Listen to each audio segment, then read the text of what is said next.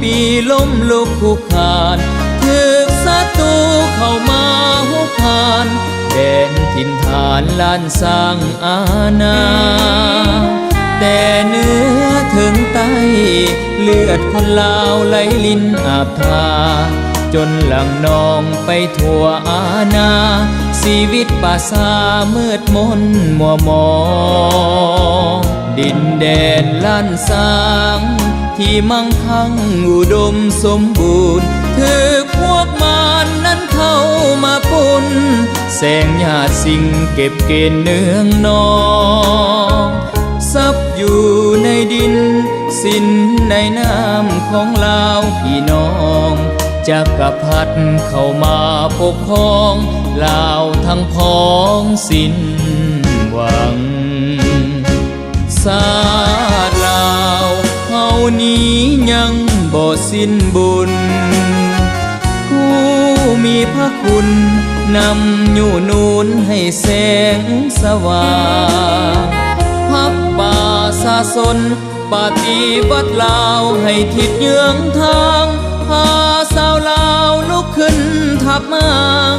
ตีศัตรูคู่ศาสตร์มีไส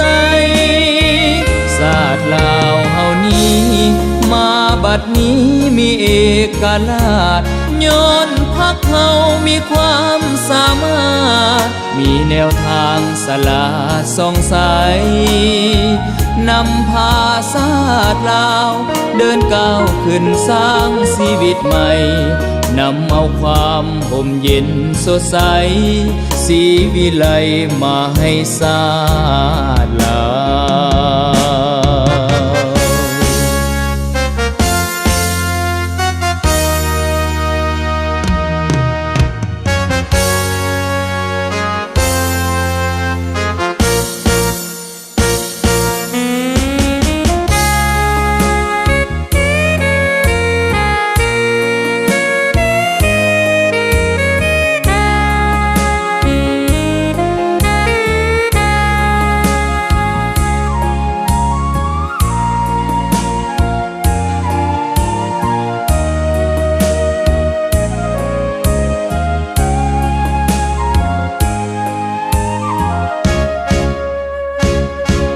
ศา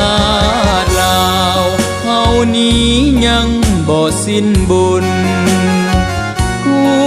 มีพระคุณนำอยู่นูนให้แสงสว่างพักป่าสาสน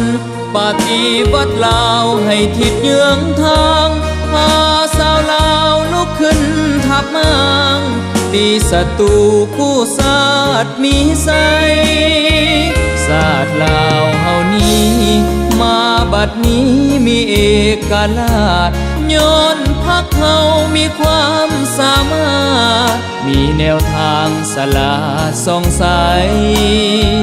นำพาศาสตร์ลาวเดินก้าวขึ้นสร้างชีวิตใหม่นำเอาความห่มเย็นสดใสสีวิไลมาให้ศาสตร์